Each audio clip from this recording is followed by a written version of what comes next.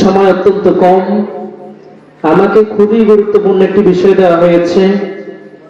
আমার আলোচনার বিষয় হচ্ছে রাষ্ট্রীয়ভাবে দ্বীন প্রতিষ্ঠার গুরুত্ব।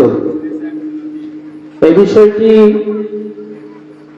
প্রত্যেক মুসলমানের জন্য খুবই গুরুত্বপূর্ণ একটি বিষয়। তবে আফসোসের বিষয় হচ্ছে বিগত সময়গুলোতে এ ধরনের বিষয় নিয়ে মাহফিলগুলোতে আলোচনা করার সুযোগ হয়নি বিধায় আপনাদের কাছে হয়তো এটা নতুন বিষয়, অনেক আলোচকদের জন্য আলোচনাগুলো নতুন। আমি আশা করব আপনারা গুরুত্ব সহকারে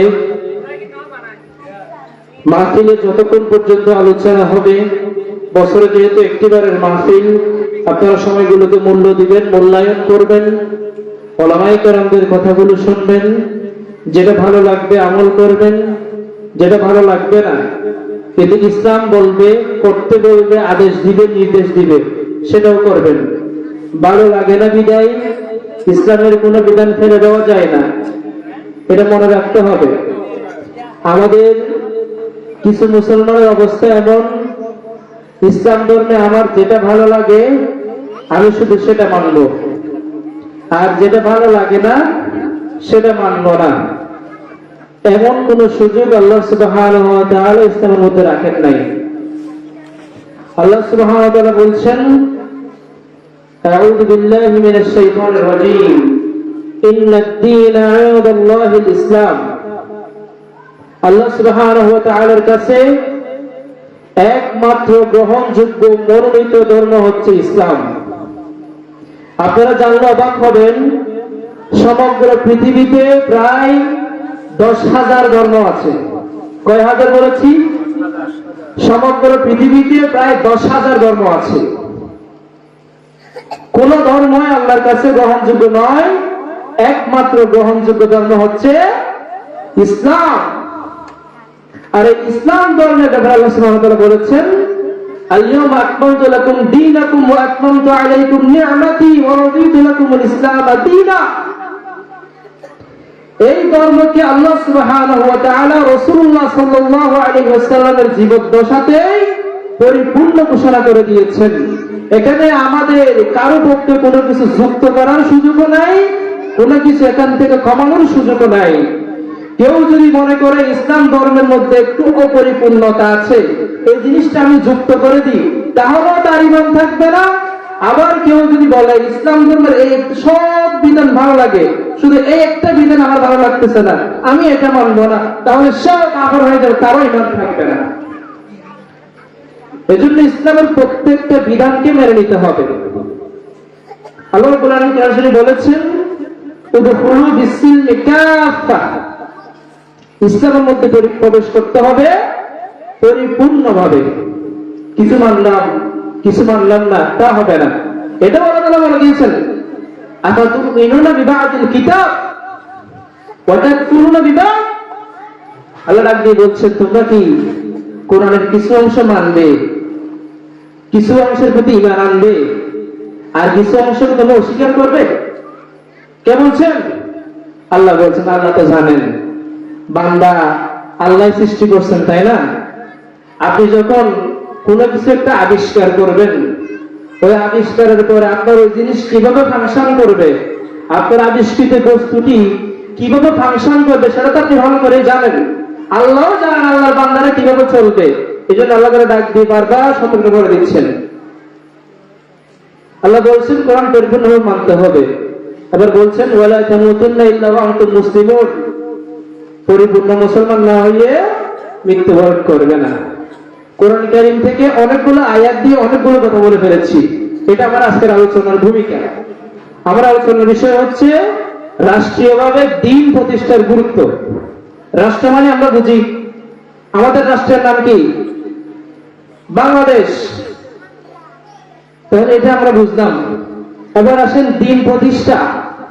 দ্বীন মানে কি বুঝি? দ্বীন বলতে এমন একটি পূর্ণাঙ্গ জীবন ব্যবস্থাকে বোঝায় যা আল্লাহর পক্ষ থেকে নির্ধারিত। অর্থাৎ আমাদের সৃষ্টিকর্তা কে? আল্লাহ সুবহানাহু ওয়া তাআলা। আমাদের রিজিক দাতা আল্লাহ, হায়াত দাতা, মৃত্যুদাতা, সবগুলোকে আল্লাহ। তাহলে আমাদের জীবন পরিচালনা কিভাবে হবে, কিভাবে আমরা দুনিয়া চলবো, জন্মগ্রহণের পর থেকে মৃত্যুবরণ পর্যন্ত পরিপূর্ণ সিস্টেম কে বলে দিলে সাজবে?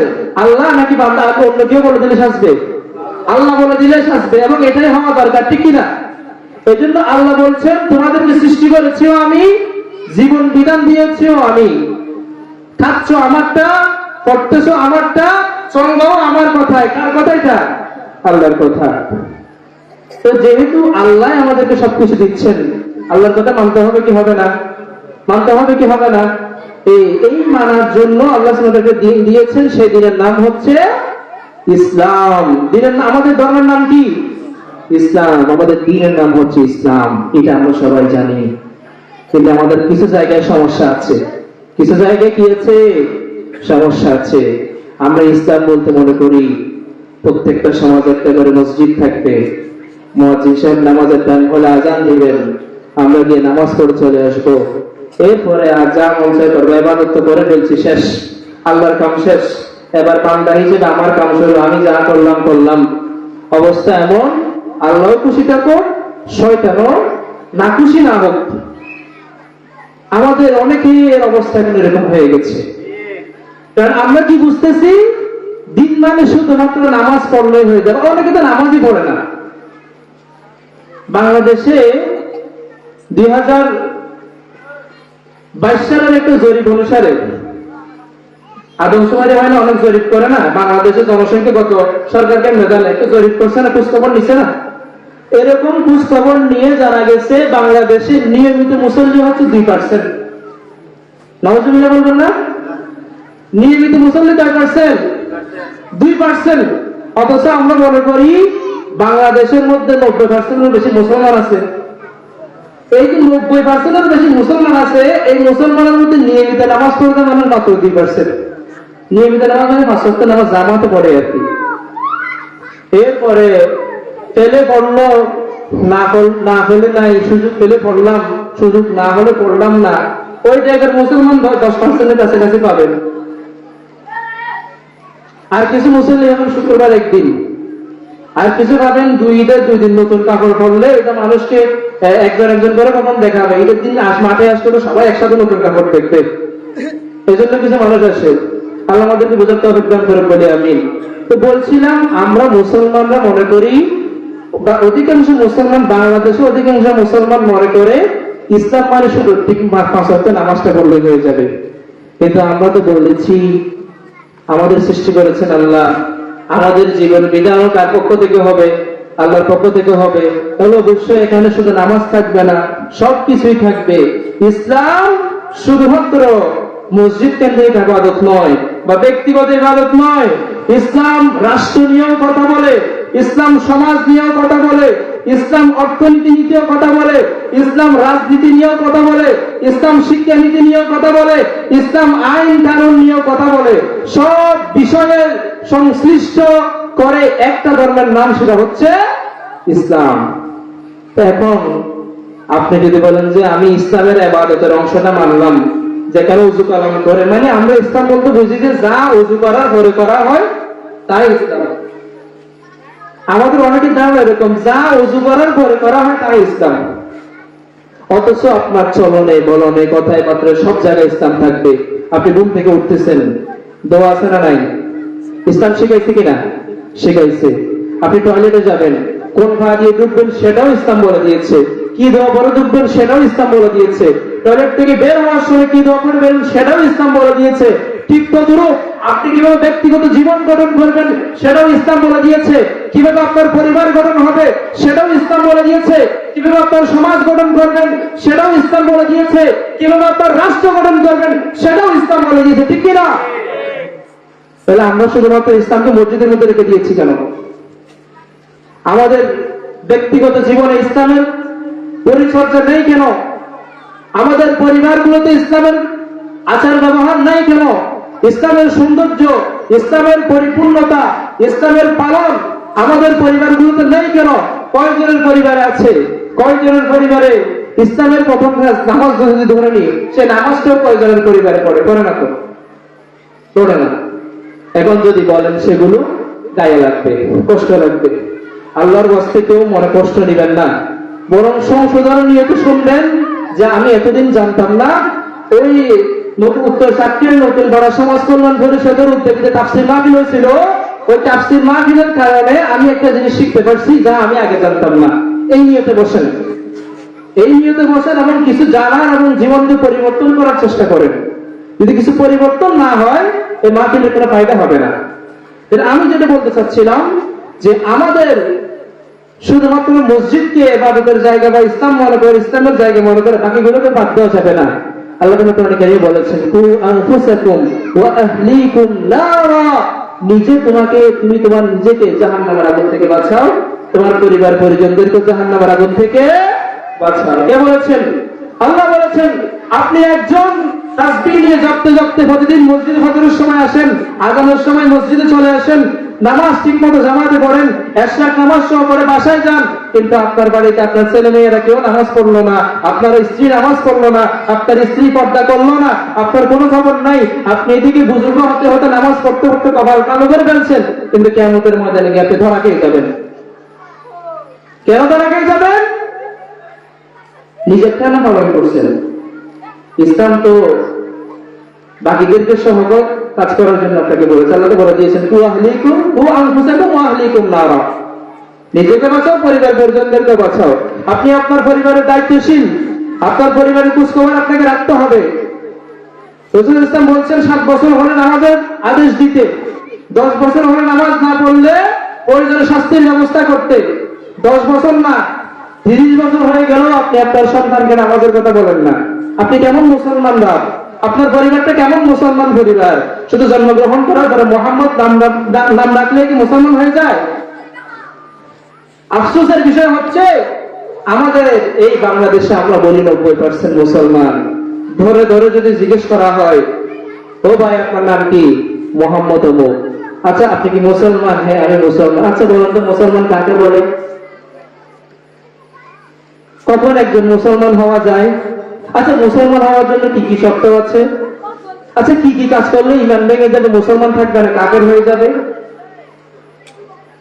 আচ্ছা একজন মুসলমান হিসেবে জান্নাতে যাওয়ার জন্য দুনিয়ায় মানে কি কি জিনিসগুলো করা লাগে?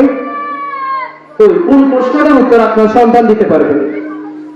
তার মানে আপনি আপনার পরিবারকে ইসলামী শিক্ষা দেন নাই, আপনার পরিবারকে আপনি ইসলামী পরিবার বানাতে পারেন নাই।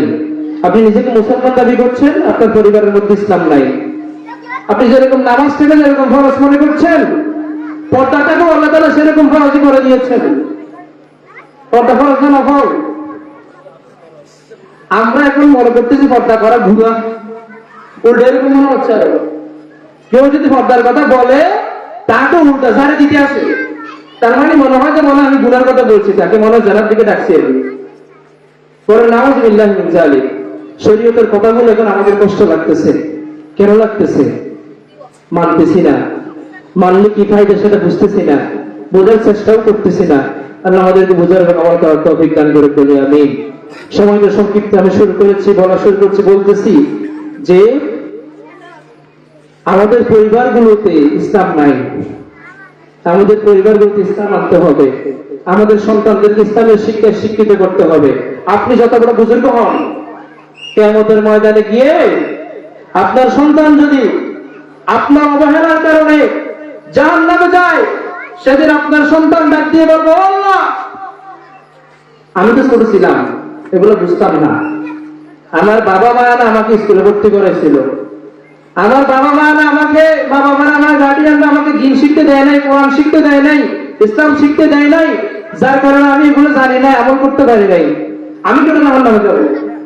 কে বলবে? আপনার আমার কলিজার টুকরা সন্তানরা বলবে, যাদের জন্য আপনি জীবন ফানা করে দিয়েছেন, তারা বলবে ও আল্লাহ আমি একা জাহান্নামে যাব না, আমার ওই বাপ মাকে ডাকেন, তাদেরকে আমার পায়ের নিচে এনে দেন, তাদেরকে পায়ের পিষে তারপর আমি জাহান্নামে যাব না। আপনার পরিবার ইসলাম না করলে, পরিবারকে ইসলামিক না করলে, ইসলামের সাথে না সাজালে, আপনি বুজুর্গ হয়েও 5 ওয়াক্ত নামাজ জামাতে পড়েও তাহাজ্জুদের নামাজ একদিন মিস না করলেও আপনাকে সেদিন জাহান্নামে যেতে হবে। কারণ আপনার দায়িত্বগুলো আপনি পরিপূর্ণ পালন করেন নাই। তাহলে আমি সব দেখে বলছি, যেহেতু সময় কম, তাহলে পরিবারকে আমাদের ইসলামিক করা লাগবে। ইসলাম কথা বলছে পরিবার নিয়ে। এরপর আসেন সমাজ। মানুষ সামাজিক জীব, মানুষকে বসবাস করতে হলে সমাজবদ্ধ হয়ে বসবাস করতে হয়। ওই সমাজের মধ্যে ইসলাম প্রতিষ্ঠা করা দরকার আছে না নাই? আছে না নাই? আমাদের সমাজগুলো মুসলমানদের সমাজ না মুসলমানদের সমাজ? আপনারা কথা বলবেন না? আমাদের সমাজগুলো কি মুসলমানদের সমাজ না মুসলমানের সমাজ? মুসলমানদের সমাজ। মুসলমানদের সমাজে কার আইন চলবে? আল্লাহর আইন নাকি বান্দার আইন? আচ্ছা, তাহলে একবার সত্যি কথা একটা কথা বলবেন, আল্লাহকে হাজির নাজির জেনে বলবেন। বর্তমানে শুধু আপনাদের সমাজগুলোর কোনো কথা নাই, যত বাংলাদেশে যত সমাজ আছে অধিকাংশ সমাজের কথা বলেন। আমাদের সমাজগুলো থেকে আল্লাহর আইন চলে না বান্দার আইন চলে? জোরে বলেন। আমাদের সমাজগুলোতে কার আইন চলে? বান্দার আইন চলে। তা আল্লাহর আইন কারা কই? আমরা না আল্লাহকে বই করি, আমরা না মুসলমান, আমরা না বলি আমাদের খাওয়াই আল্লাহ, পড়াই আল্লাহ, চালাই আল্লাহ, সবকিছুর মালিক আল্লাহ, আমরা এটা বলি না? তাহলে আমাদের সমাজগুলোতে সেটা নাই কেন? আমার সমাজে যদি ইসলাম কায়েম না হয়, আমার সমাজে যদি ইসলাম কায়েম না হয়, তাহলে আমি আল্লাহকে কি জবাব দিব? আল্লাহ রাব্বুল আলামিন বলেছেন কোরআনে কারীমের সূরাতুল মাইদা ৪৪ নম্বর আয়াত, ওয়ামান লাম ইয়াহকুম বিমা আনজালাল্লাহ ফাউলাইকা হুমুল কাফিরুন। আল্লাহ রাব্বুল আলামিন ডাক দিয়ে বলছেন, যেই সমস্ত ব্যক্তিরা যারা আল্লাহর নাযিলকৃত বিধান অনুসারে বিচার করে না, তারা কাফের। অন্য আয়াতে আল্লাহ তাআলা বলছেন, যে সমস্ত ব্যক্তিরা ওয়ামান লাম ইয়াহকুম বিমা আনজালাল্লাহ ফাউলাইকা হুমুজ জালিমুন, যে সমস্ত ব্যক্তিরা আল্লাহর আইন অনুসারে ন্যায় বিচার প্রতিষ্ঠা করে না, ইনসাফ করে না, বিধান বাস্তবায়ন করে না, তারা জালেম। আল্লাহ রাব্বুল আলামিন কঠিন শব্দগুলো ব্যবহার করে বলছেন যে আল্লাহর আইন বাস্তবায়ন করতে হবে, আর আল্লাহর আইন অস্বীকার করলে কাফের হয়ে যাবে। ফতোয়া ভালো করে শুনেন। আপনি যদি ৫ ওয়াক্ত নামাজও ঠিকমতো পড়েন, রোজাও ঠিকমতো রাখেন, যাকাত দেন, হজ করেন, দান সদকা করেন, ইসলামের একটা ইবাদত বাদ দেন না, কোন ইবাদত বাদ দেন না, কিন্তু আপনি রাষ্ট্রীয়ভাবে ইসলাম প্রতিষ্ঠা হোক সেটা মানেন না, সেটা অস্বীকার করেন, তাহলে আপনার ইমান থাকবে না, আপনি কাফের হয়ে যাবেন। তাহলে আমরা বর্তমানে আমাদের কি অবস্থা? রাষ্ট্র দূরের কথা, আমাদের সমাজেও ইসলাম চলে না, আমাদের সমাজেও ইসলাম চলে না। আপনি বলতে চান ইসলামের কথা, বলতে চান হুজুর এতদিন ধরে চলে আসছে, এত সহজে কি বন্ধ করা যায়? আমাদের অবস্থা এমন, এশারের নামাজটা মসজিদে জামাত আদায় করেছি, আল্লাহকে হাজির নাজির জেনেছি, এশারের নামাজটা পড়ে গিয়ে বসলাম, সবাই মিলে একটা ফাংশন রাতে। আমার কথা ভালো করে বুঝবেন, আমি আমাদের অবস্থাগুলো নিয়ে বলছি, শুধু এই সমাজের কথা বলছি না, বাংলাদেশের অধিকাংশ সমাজের অবস্থা এখন এমন। যেহেতু এই এলাকায় আলোচনা হচ্ছে, এই এলাকার সাথে আপনারা মিলাই নেন, আমার এলাকার মানুষরা শুনছে, আমি আমার এলাকাবাসীকে অনুরোধ করবো আপনারা মিলাই নেন, অবস্থা মিলতেছে কিনা। এশারের আযান হয়েছে, মসজিদে মুসল্লি আসছে 10 জনেরও কম, কিন্তু ওই দিন এলাকার একটা ফাংশনলা আছে, কয়জন যায়? কেউ বাদ যায়? বাদ যায় কিনা? যেতে না পারলে আরেকজনকে হলো পাঠায়, আমার বদলে তুমি যাও, যায় কিনা? আচ্ছা, যারা নামাজটা পড়ে গিয়েছে, আল্লাহকে হাজির নাজির জেনে গিয়েছে, তারা সেখানে গিয়ে কি করে? ফাংশনের মধ্যে ফাংশন যখন শুরু হয়, আল্লাহর নাফরমানি শুরু হয়। আল্লাহ বলছেন বিয়েকে সহজ করতে, তারা বিয়েটাকে কঠিন বানায় ফেলে। যৌতুকের ব্যবস্থা, খানা একবেলা খাওয়াইতে হবে, নাইলে মেয়ে ঢুকাতে দিব না। এগুলো কোথায় আসছে? ইসলাম বলেছে ওলিমার ব্যবস্থা করতে, সামর্থ্য থাকলে যে বিয়ে করছে সে পুরুষটা ওলিমা খাওয়াবে, সামর্থ্য থাকলে। সামর্থ্য না থাকলে তার জন্য কোনো কিছুই নাই। সামর্থ্য আপনার আমার বাসায় বাড়িতে যে খাবার সপ্তাহে একবারও পাচ্ছি না, যে খানা মাসে একবারও খাওয়ার সুযোগ হচ্ছে না, যে খাবার অনেক মানুষ বছরেও খায় না স্বাভাবিকভাবে বাড়িতে, সেরকম আয়োজন না করলে দুনিয়ার যত বদনাম সব শুরু হয়ে যায়। এগুলোর জন্য ছাপাছাপি করা হয়। এগুলো করার জন্য কারা চাপ দেয়? আমরা যারা ফাংশনায় বসি সেখানে এগুলো নিয়ে ছাপাছাপি করা হয়। কেউ যদি বলে যে আমার সামর্থ্য নাই, আমাকে সুযোগ দেন, আমি নিয়ে আসি, এই সুযোগ দেওয়া হয় না, হচ্ছে না। আমি কি বুঝাচ্ছি? আমি বুঝাচ্ছি আমরা নামাজটা পড়ে গেলাম, আল্লাহর ইবাদত করে গেলাম, কিন্তু ওখানে যত আইন কারণ আমরা বানাইতেছি একটাও কিন্তু আল্লাহর আইন না। আল্লাহর আইন কিনা? একটাও আল্লাহর আইন না, সবগুলো আমাদের বান্দাদের বানানো আইন। এবং এগুলোর জন্য আমরা যত ছাপাছাপি করতেছি, আল্লাহর আইন বাস্তবায়নের জন্য তার 5% আমরা করি না। আশ্বিন মাস আসলে রাস্তা আনতেই হবে। এটা আল্লাহর আইন না বান্দার আইন? এই আইনের জন্য মুরব্বীরা যে পরিমাণ প্রেশার দেয়, আনতে না পারলে পারে না যে ডাক্তার দিয়ে বোর্ডের থেকে বের করে দিতে। বান্দারা নিজের বানানো আইন, মুরব্বী বানানো আইন। এই আইনের জন্য, এই আইন বাস্তবায়নের জন্য আপনি এত কিছু করতেছেন, অথচ যে আল্লাহ আপনাকে বানাইছেন, যে আল্লাহ আপনাকে দুনিয়া কাটাইছেন, সে আল্লাহ আইন বাস্তবায়নের জন্য আপনাকে 5 জন ওজন করে টাউনের মসজিদে আনতে পারে না। দিন শেষে আপনি পরিচয় দিবেন আপনার নাম মুসলমান, আপনি মুসলিম, শরীয়ত আপনাকে মুসলমান বলছে কিনা সেটা আপনাকে জানতে হবে। আসেন, আমার আলোচনার বিষয় হচ্ছে রাষ্ট্রীয়ভাবে ইসলাম প্রতিষ্ঠা করা। রাষ্ট্রের জন্য সমাজ দরকার আছে না নাই?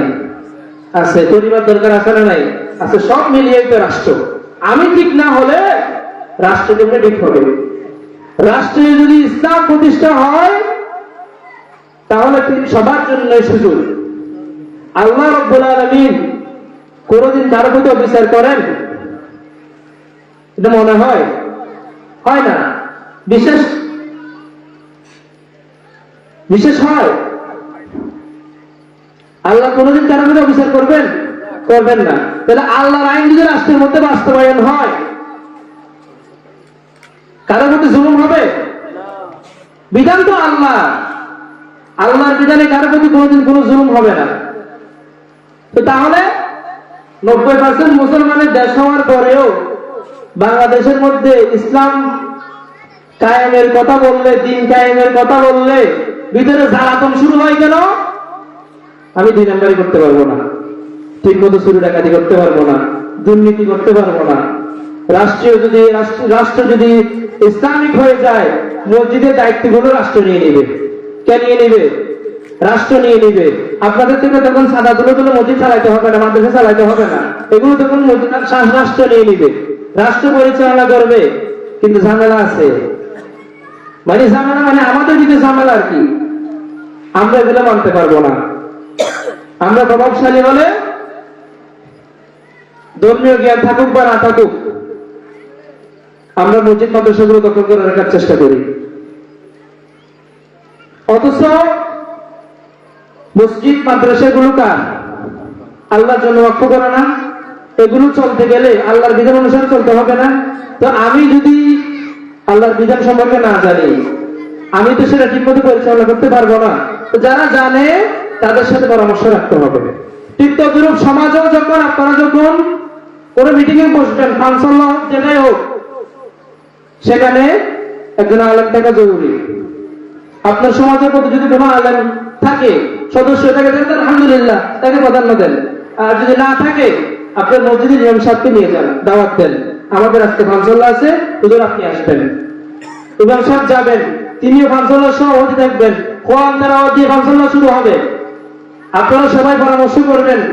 করার পরে যদি কোথাও শরীয়তের বাইরে কিছু যায়, খতিব সাহেব ইমাম সাহেব বলে দিবেন যে এখানে এই সময় সেটা শরীয়তের বাইরে গেছে, আমরা সবাই যেহেতু মুসলমান, আমরা এটা বাদ দিলে ভালো হবে, এটার দ্বারা আমাদের গুনাহ হতে পারে, এটা আল্লাহর আইন, এটা আল্লাহর আইনের বাইরে যদি বলে দেয়, আমরা সবাই যদি মেনে নিই, তাহলে সমাজের মধ্যে আল্লাহর আইন বাস্তবায়ন হচ্ছে কিনা? হওয়া সম্ভব কিনা? সম্ভব। আমরা যখন পরিবারে কোনো সিদ্ধান্ত নিব, ইমাম সাহেবের সাথে আলোচনা করবো যে আমার এই সিদ্ধান্ত শরীয়তের সাথে মিলতেছে কিনা একটু দেখেন, তিনি ফয়সালা করে দিবেন। আলহামদুলিল্লাহ, আপনার পরিবারের সিদ্ধান্তগুলো আল্লাহর বিধান অনুসারে চলবে। সুযোগ আছে কিনা? আছে। তাহলে এভাবে করে আমরা আমাদের সমাজগুলোকে ইসলামিক করার চেষ্টা করি। এখানে ভাই দুই দিনের দুনিয়া। আল্লাহ রাসূল সাল্লাল্লাহু আলাইহি ওয়াসাল্লাম বলছেন, কুন ফিদ দুনিয়া কাআন্নাকা গরীব আও আবিরু সাবিল। দুনিয়াতে তোমরা এমন ভাবে থাকো যেমন কোন মুসাফির অথবা পথিক যেরকম থাকে তোমরা সেরকম করে চলার চেষ্টা করো। এখানে কোনো ক্ষমতার গরম দেখিয়ে লাভ নাই। এই ক্ষমতা 2 সেকেন্ডও টিকবে না। আল্লাহ যদি হায়াতের চাবি ঘুরিয়ে দেন, মৃত্যুর সময় যখনই চলে আসবে, আপনি বাংলাদেশের প্রধানমন্ত্রী হলো কি আপনার জন্য 1 সেকেন্ড বেশি দিবে? 1 সেকেন্ড বেশি দিবে না। সুতরাং আল্লাহর আইনের সামনে মাথা নত করেছে কাফের মুশরিকরা। রাসূল সাল্লাল্লাহু আলাইহি ওয়াসাল্লামের জামানায় থেকে শুরু করে রাসূল সাল্লাল্লাহু আলাইহি ওয়াসাল্লাম শুধু নয়, যত আম্বিয়া কেরাম দুনিয়ায় আসছে সবার সামনে বড় বড় ক্ষমতাশীলরা মাথা নত করেছে শুধুমাত্র আল্লাহর আইনের কারণে। আল্লাহ একমাত্র বড়, সেটা আমরা সকলে যেহেতু জানি মানি, আমরা আল্লাহর আইনের সামনে নিজের কোনো বড়ত্ব জাহির করবো না, সবাই মাথা পেতে নিব। যত বড় নেতা হোক, যত বড় কিছুই হোক, যখন বলা এটা আল্লাহর আইন, এটা শরীয়তের বিধান, সেখানে আমাদের মাথা নত করে দিতে হবে। আসেন, আমরা বলছিলাম যে রাষ্ট্রীয়ভাবে ইসলাম কায়েম হতে পারে, এ ব্যাপারে আমাদের সকলকে সহযোগিতা করতে হবে। এই যে ছাত্ররা 2024 সালে যে আন্দোলন করেছে, কি নিয়ে আন্দোলন করেছে? সামান্য একটা কোটা নিয়ে আন্দোলন করেছিল। এই আন্দোলন থেকে শুরু করে পুরো একটা জালেম সরকার তার দলবল নিয়ে পালাতে বাধ্য হয়েছে, ঠিক কিনা? তদুরূপ আমরা বাংলাদেশের 90% মুসলমান বলছি, আমরা সবাই যদি এক বাক্য যদি বলি যে বাংলাদেশের মধ্যে ইসলাম কায়েম হতে হবে, এই আন্দোলন শুরু করলে একদিনের মধ্যেই তো বাংলাদেশে ইসলাম প্রতিষ্ঠা হওয়ার কথা, ঠিক কিনা? এটা হচ্ছে না কেন? কারণ আমরা এটা বলতেছি না, আমাদের কাছে ভয় লাগে। কিসের ভয়? ক্ষমতা চলে যাওয়ার ভয়। কিসের ভয়? দুর্নীতি করতে না পারার ভয়। কিসের ভয়? চুরি ডাকাতি করতে না পারার ভয়। এই ভয়গুলোর কারণে আমরা আল্লাহর আইনটা চাচ্ছি না। অথচ আল্লাহ রাব্বুল আলামিন বলছেন, ওমান লাম ইয়াহকুম বিমা আনজালাল্লাহ ফাউলাইকা হুমুল কাফিরুন। যে চায় না, যে মানে না যে আল্লাহর বিধান বাস্তবায়ন হোক, তারা কাফের। যারা আল্লাহর বিধান অনুযায়ী বিচার করে না, ফায়সালা করে না, বিধান বাস্তবায়ন করে না, তারা কাফের। তাহলে আসেন আমরা বিষয়গুলো নিয়ে গুরুত্ব দিই। আমাদের এমন কিছু যাতে সিদ্ধান্ত আমাদের কাছ থেকে যাতে না আসে, যে সিদ্ধান্তের কারণে আমাদের ঈমান চলে যায়। আমাদের যে প্রতিবন্ধকতা গুলো আছে, প্রথম প্রতিবন্ধকতা হচ্ছে ওলামায়ে কেরামরা রাজনীতি নিয়ে কথা বলতে পারে না। কেন পারে না? হুজুরের কাজ হচ্ছে মসজিদ নিয়ে বলে দেয় না, আর কোনো কাজ নাই। এরকম আমরা এরকম মনে করি না? অথচ ধর্ম রাজনীতি আলাদা করার সুযোগ নাই। আপনি যদি বাংলাদেশে যদি এখন ইসলাম কায়েম করতে চান, একা আপনার পক্ষে সম্ভব? একা তো পারবো না, দল লাগবে। তো কোন দল আমাকে বাংলাদেশে ইসলাম বাস্তবায়ন করে দিবে? চলেন বাংলাদেশে বড় দল বাংলাদেশ আওয়ামী লীগের কাছে যায়। তারা কি বাংলাদেশে ইসলাম বাস্তবায়ন করবে? তাদের দলের মধ্যে এরকম কোনো পলিসি আছে? নাই। তাহলে আরেকটা দলের কাছে যায়। তারা কি বাংলাদেশে ইসলাম বাস্তবায়ন করবে? পলিসি আছে? যদি না থাকে আরেকটা দল দেখি। এভাবে দেখতে দেখতে জাসদ বাসদ যত দল আছে আর কি, আমি সবগুলো নাম নিচ্ছি না, আপনারা অনেকে অনেক দল করেন, থাকতেই পারে, দল করতেই পারেন। কিন্তু কথা হচ্ছে, আমি যেহেতু মুসলমান, আমার রাষ্ট্রের মধ্যে ইসলাম থাকতে হবে, এরপরে দল। আগে ধর্ম নাকি আগে দল? আগে ধর্ম না আগে দল? আগে ধর্ম। আর যে সমস্ত ব্যক্তিরা বর্তমানে বাংলাদেশে দলীয় রাজনীতি করতে গিয়ে ধর্মীয় কাজগুলোকে বাধা দিচ্ছে, বাধা সৃষ্টি করছে, তারা মুসলমান হতে পারে না, ঠিক কিনা? ধর্মকে আগে প্রাধান্য দিতে হবে। তো ধর্মীয় একটা মাহফিল, সেখানেও যদি বাধা দিতে হয় আপনার দলের কারণে, সেই দল তো আপনি মুসলমান করতে পারেন না।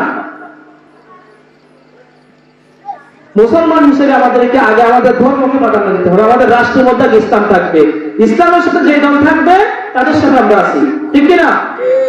যে দল ইসলামের সাথে নাই, আমরা মুসলমান হিসেবে তাদের সাথে থাকতে পারবো না, সম্ভব না। যদি থাকি, থাকে চোখটা যখন বন্ধ হবে, সবাই যখন মাটি দিয়ে যখন চলে যাবে, তারপরে আপনার ওই দলের কেউ আপনাকে বাঁচাতে আসবে। যখন কবরে যখন প্রশ্ন করা মন রব্বুকা, তখন বলতে হবে আমার দলের নেতা, কমা দীনুকা, আমার দলে যা করছিলাম, কমা নবীনুকা, আমার দলে এরকম এরকম লিডার ছিল, তারা এটা ছাড়া কিছু বলার থাকবে না। কারণ কবরে তো তারা কেউ যাবে না। এই জন্য আমাদের বোঝা দরকার, কিয়ামতের মাঠে যেখানে ছেলে বাপকে চিনবে না, বাপ ছেলেকে চিনবে না, তখন কি আপনার রাজনৈতিক দলের নেতাকে আপনাকে বাঁচাতে আসবে? সম্ভব না, পারবে না। আল্লাহ সুবহানাহু ওয়া তাআলা কেউ কাউকে হেল্প করতে পারবে না। এজন্য রাজনীতির দোহাই দিয়ে আমরা যাতে ধর্মের বিরুদ্ধে না যাই, আমাদের ধর্ম আগে থাকবে, আর ধর্মের সাথে যত রাজনীতি থাকবে সেগুলোতে আমরা মুসলমান থাকবো, ঠিক কিনা? এই জন্য রাষ্ট্রীয়ভাবে দিন কায়েম করা আমাদের সকলের জন্য কর্তব্য, সকল মুসলমানের জন্য কর্তব্য। যেহেতু আজানের সময় হয়ে যাচ্ছে, আমি সংক্ষেপে শেষ করে দিব। কিছু বিষয় আমাদেরকে খেয়াল রাখতে হবে। আমরা মুসলমান, আমাদের সন্তানদের শিক্ষা ব্যবস্থাগুলো মুসলমানদের মতো উপযুক্ত হচ্ছে কিনা সেগুলো নিয়ে চিন্তা করে লাগবে। এই যে ইসলামী মাদ্রাসা আপনাদের কাছে আছে, অনেক বড় একটা সম্পদ, এটাকে কাজে লাগান না, এটাকে আপনারা কাজে লাগান।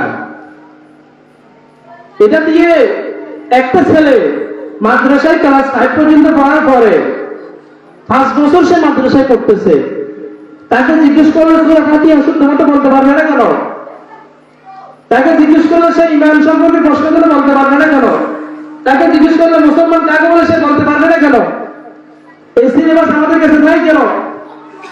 ওই যে আপনি এবার তাহলে শুরু থেকে চিন্তা করেন, যে দলকে আপনি সমর্থন দিয়েছিলেন সেই দলের মধ্যে ইসলামের কোন আগামাথা ছিল না, যার কারণে তারা তাদের পলিসি বাস্তবায়ন করতে গিয়ে ধর্মকে উল্টাই দিয়েছে। তা আপনি বলতেছেন হুজুর, আপনি মসজিদ নিয়ে কথা বলেন, আপনি রাজনীতি নিয়ে কথা বলতেছেন কেন?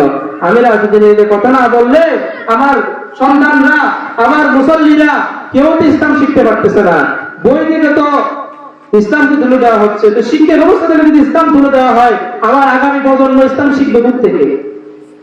সব মিলিয়ে সোজা কথা হচ্ছে, যতক্ষণ পর্যন্ত দেশে ইসলাম কায়েম হবে না, ততক্ষণ পর্যন্ত মুসলমানের শান্তিতে তার ইবাদত গুলো করতে পারবে না। একটা মাহফিল করতে গেলে বাধা আসবে, দিবে, কারণ এটা তাদের পলিসির মধ্যে নাই। তারা জানে যে আপনি যদি মাহফিল করেন, মানুষরা আল্লাহ সম্পর্কে জানলে, রসুল সম্পর্কে জানলে, ধর্ম সম্পর্কে জানলে তারা এটা বাস্তবায়ন করার জন্য চেষ্টা করবে। তাদের পলিসিগুলো তারা বাস্তবায়ন করতে পারবে না। এজন্য তারা বারবার ডাইভার্ট করে, মুসলমানদেরকে ডাইভার্ট করে দিন থেকে দূরে নিয়ে গিয়ে ধর্মকে একদিকে নিয়ে যায়, রাজনীতিকে একদিকে নিয়ে যায়, যেটাকে আলাদা বানিয়ে মুসলমানদেরকে তারা ফেতনায় ঢেলে ঈমান হারা করার চেষ্টা করে। আমাদের মুসলমানদেরকে সতর্ক থাকতে হবে, সামান্য ক্ষমতার জন্য যাতে আমাদের ঈমান নষ্ট না হয়। আল্লাহ আমাদেরকে বোঝার এবং আমল করার তৌফিক দান করুন বলি আমিন। আমি বারবার বলছি, আপনারা সতর্ক থাকবেন, যেহেতু মুসলমান পরিচয় দিচ্ছি, মুসলমানের ভিতরে আছে কিনা এটা দেখতে হবে। আল্লাহ তাআলা বলেছেন, ওয়াতাসিমু বিহাবিলিল্লাহি জামিআন ওয়া লা তাফাররাকু, তোমরা সম্মিলিতভাবে আল্লাহর দ্বীনকে আঁকড়ে ধরো, পৃথক হইও না। একজন যদি চান, সমাজে কোনো আল্লাহর আইন বাস্তবায়ন করতে পারবেন না, রাষ্ট্রভাবে আল্লাহর আইন বাস্তবায়ন করতে পারবেন না। সবাইকে এক হতে হবে, সবাই এক হন। কারো মধ্যে যদি ভুল থাকে সেটা শুধরাই দেন, শুধরাই দেওয়ার ব্যবস্থা করেন, সুন্দরভাবে সেটা শুধরাই দেওয়ার ব্যবস্থা করেন। এই যে সুন্দর একটা মাহফিল হয়েছে, এটা কিন্তু একা করে নাই, একা ঘুরছে করে নাই, অনেকেই চেষ্টা করছেন একসাথে। আপনারা সবাই যে ঐক্যবদ্ধ হয়েছেন, আপনাদের ঐক্যবদ্ধ হওয়ার পরে কারা কারা বাদ করছে দেখেন। অমুক অমুকের মাহফিলের আয়োজন থেকে বাদ করছে, তার মানে ওনাদের কাছে দিনের দাওয়াত পৌঁছাতে হবে, ওনাদের কাছে দিনের কথা পৌঁছাতে হবে। তাদেরকে আপনারা দাওয়াত দেন, দাওয়াত দিয়ে পুরো সমাজটাকে ইসলামী করার চেষ্টা করেন। মাইকের আওয়াজ যাচ্ছে আমার পার্শ্ববর্তী এলাকায়, আমি তাদেরকেও বলছি যে পুরো সমাজ যদি ইসলামিক হয়, শুধু মসজিদ নামাজের গণ নয়, রসুলের জামানায় মসজিদ থেকে রাষ্ট্র পরিচালিত হয়েছে। মসজিদ থেকে কি পরিচালিত হয়েছে? রাষ্ট্র পরিচালিত হয়েছে। বর্তমানে বাংলাদেশের মসজিদগুলো থেকে ফুরকানিয়া মাদ্রাসাও ঠিক মতো পরিচালিত হতে পারে না। ফুরকানিয়া মাদ্রাসাতে এসেও না, তাকে তারা হাত ঢুকায়, বাম হাত ঢুকায়। অথচ যে ব্যক্তি মসজিদের লিডার, সেই ব্যক্তি সমাজের লিডার হবে, এটা হওয়ার কথা ছিল। আমরা মুসলমান, আমাদের জন্য আফসোস, আমরা দিন মানি, কিন্তু যেটা আমাদের সুবিধাজনক সেটাই মানি। যেখানে একটু কঠিন মনে হয়, একটু কষ্ট মনে হয়, যেখানে আমার ক্ষমতা চলে যাবে মনে হয়, সেখানে আমরা মানার চেষ্টা করি না। তাহলে ঈমান ঠিক থাকবে না। ঈমান পরিপূর্ণ না হলে এই দুনিয়ার জীবন অল্প। বারবার বলছি, সামান্য জীবন, বেশি দিনের বাঁচবো না। কয়দিন আব্দুল কুদ্দুস, আব্দুল সবুর, বেশি দিন টিকবে না। যতদিন হায়াত ততদিন, এরপরে আর কোনো ক্ষমতা কেউ সাথে যাবেও না। এই জন্য ধর্মের বাইরে গিয়ে আমরা যাতে কোনো কিছু চিন্তা ভাবনা না করি, ইসলাম আমাদেরকে যা বলছে, আল্লাহ আমাদেরকে যা বলছে, তা দিয়ে যাতে আমরা আমাদের জীবন বাস্তবায়ন করতে পারি, যাতে আমাদের এই দুনিয়ার জীবনটা শেষ হওয়ার পরে পরকালীন জীবন আখিরাতে গিয়ে যাতে আমাদেরকে কষ্ট পেতে না হয়, জাহান্নামের আগুনে জ্বলতে না হয়। এই জাহান্নামের আগুনকে এত সহজ মনে করিয়েন না। আপনি যদি মনে করেন যে জাহান্নামের আগুন অনেক সহজ, বাড়িতে গিয়ে একটা মোমবাতি জ্বালাইয়ে একটা আঙ্গুলটা দিয়ে দেখেন না মোমবাতির মধ্যে, 1 মিনিট ধরে রাখতে পারবেন, 1 মিনিটে সম্ভব না। আর দুনিয়ার তুলনায় 70 গুণ বেশি জাহান্নামের আগুন, সেখানে চিরস্থায়ী চলতে হবে। যেখানে আপনি দুনিয়ার আগুন 1 মিনিট চলতে পারছেন না, সেখানে আপনি কেন মনে করছেন? কেন আল্লাহর আইন মানছেন না? কেন নিজের আইনকে বাস্তবায়ন করার চেষ্টা করছেন? আজকে থেকে আপনার পরিবারে আল্লাহর আইন চলবে, ঠিক কিনা? চলবে তো ইনশাআল্লাহ? না জানলে জেনে নিতে হবে। আজকে থেকে আমাদের সমাজগুলোতে আল্লাহর আইন চলবে, চলবে তো ইনশাআল্লাহ? নাকি এটা এটা করার জন্য এখানে কোন রকম বলতেছি, এরপরে গেলে আবার আমরা মা বাপ দাদারা যা করে আসছে এগুলো কি এত সহজে বলা যায়? অমুকের কাছ থেকে বিয়েতে খেয়েছি, অমুকের কাছ থেকে নারকেল হবে নাকি, ও তো আমার থেকে গেছে, তা আমি কেন খাবো না? এগুলো বাদ দিতে হবে। যখন শুনছেন যেটা গুনাহ, তখন এটা বাদ দিতে হবে। যেটা শরীয়তের বিধান সেটা জানতে হবে। তাহলে আজকে থেকে আমাদের সমাজে আল্লাহর আইন চলবে তো ইনশাআল্লাহ? এরপরে রাষ্ট্রীয়ভাবে যদি ঘোষণা আসে আল্লাহর দ্বীন কায়েম করার জন্য ওরা চেষ্টা করতেছে, আপনারা তাদের সাথী হবেন তো ইনশাআল্লাহ? নাকি আমার একটা আলাদা দল আছে, সেই দল থেকে সাপোর্ট করে না, ওখানে গেলে আমার পথ চলে যাবে, এই জন্য আমি আর এখানে যেতে পারবো না, এরকম বলা যাবে? যাবে না। আল্লাহর বিধান বাস্তবায়নের জন্য যাই করা লাগে তা করতে হবে। আর সাহাবায়ে কেরাম নিজের জীবন দিয়ে দিয়েছেন, শাহাদাতের ময়দানে গিয়ে যুদ্ধ করে শহীদ হয়ে গিয়েছেন, নতুন বিয়ে করেছে, বাসর রাত থেকে যখন শুনেছে যুদ্ধের ঘোষণা এসেছে, নতুন স্ত্রীকে রেখে দিয়ে জিহাদের মাঠে চলে গিয়েছে ইসলামের জন্য। আর আমরা কম্বলটা একটু সরাই বদলেন, নামাজ পড়তে আসতে পারি না মসজিদের মধ্যে ইসলামের জন্য। তারাও মুসলমান, আমরাও মুসলমান। তারাও জান্নাতে যেতে চেয়েছে, আমরাও জান্নাতে যেতে চাই। এত সহজ? এত সহজ? কষ্ট আছে, কষ্ট করতে হবে। দুনিয়া এটা আল্লাহর পক্ষ থেকে পরীক্ষা। এই পরীক্ষায় পাশ করার জন্য আপনার নিজেকে চেষ্টা করতে হবে। আপনি যখন স্কুলে পরীক্ষা দেন, পরীক্ষার হলে ঢোকার পরে কেউ আপনাকে সহযোগিতা করে না, করবে? করবে না। সহযোগিতা করার কোনো সুযোগ নাই। কিন্তু দুনিয়াতে আল্লাহ তাআলা আপনাকে অনেক সহযোগিতা করেছেন। আল্লাহ জীবন বিধান বাড়তে দিয়েছেন, সবকিছু বলে দিয়েছেন, কোনটা ভালো কোনটা খারাপ আপনাকে পরিচয় করিয়ে দিয়েছেন। তারপরেও যদি আপনি পরীক্ষায় পাশ করতে না পারেন, এটা আল্লাহর কোনো ক্ষতি হবে? কোনো ক্ষতি হবে কিনা? কোনো ক্ষতি হবে না। দুনিয়ার সমস্ত মানুষ যদি একেবারে ঘোষণা করে যে আমরা কেউ আল্লাহর ইবাদত করবো না, আল্লাহর বিন্দু মাত্র কোনো লস হবে না, কোনো ক্ষতি হবে না, বরং নিজেদের ক্ষতি হবে। সুতরাং আমরা বিষয়গুলোকে বোঝার চেষ্টা করি। আমি কাউকে পৌঁছে দেওয়ার জন্য নয়, বরং আল্লাহর বিধানগুলো আপনাদের সামনে তুলে ধরার চেষ্টা করেছি। আল্লাহর আইন বললে, আল্লাহর বিধান বললে সেখানে কোনো বান্দার আইনকে সামনে আনার চেষ্টা করবো না। আল্লাহি আল্লাহর আইন বাদ দিয়ে আপনি যদি কোনো বান্দার আইনকে তুলতে চান, সেটা বড় শিরক। সেটা কি? শিরক। আর শিরক হচ্ছে পৃথিবীর সবচেয়ে বড় গুনাহ। শুধু বড় গুনাহ নয়, শিরক 2 প্রকার, শিরক আকবর, শিরক আসগর। শিরক আকবর হচ্ছে সবচেয়ে বড় শিরক, আর শিরক আসগর হচ্ছে সবচেয়ে ছোট শিরক।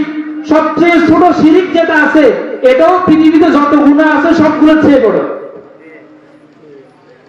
এত সোজা না, এত সোজা না। আল্লাহর আইনকে যে বিজ্ঞানগুলো দেখে আমরা চলে যাচ্ছি, ইমাম যে কোন দিক দিয়ে চলে যাচ্ছে বোঝাও যাচ্ছে না। আল্লাহর আইন বাদ দিয়ে নিজের আইনকে দূরে রাখতেছি, শিরিক করে ফেলতেছি আল্লাহর সাথে। আল্লাহকে বাদ দিয়ে নিজের ক্যাপাসিটি দেখাচ্ছি, গরম দেখাচ্ছি, অথচ এই ক্ষমতা আমাকে আল্লাহ দিয়েছে। রাস্তাতে যদি নিজের ক্ষমতা জাহির করে কারোর মধ্যে জুলুম করতে মন চায়, আল্লাহর আইন বাদ দিয়ে অন্য কিছু করতে মন চায়, পঙ্গু হাসপাতালে যান।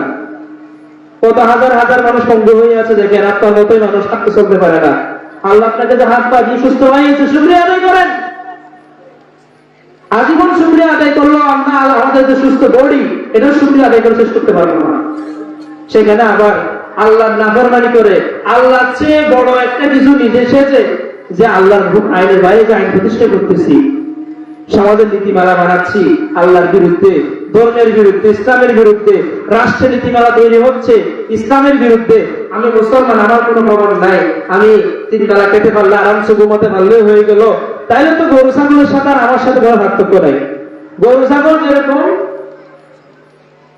আদরের সময় শেষ করে দিচ্ছি, যেটা বলছিলাম গরু ছাগল যেরকম সকালে উঠে স্মরণ করে পেট ভরিয়ে রাতে ঘুমায় যায়, কোনো চিন্তা নাই, আমরা মানুষের যদি সেরকম হয়, সকালে উঠলাম ঠিক মতো ইনকাম করে গেলাম, ঘুমিয়ে গেলাম, আর কোনো কাজ নাই, তাইলে আল্লাহ আমাদের সৃষ্টির সেরা মানুষ আশরাফুল মাখলুকাত বানিয়েছেন, সেটার আলাদা বৈশিষ্ট্য কই?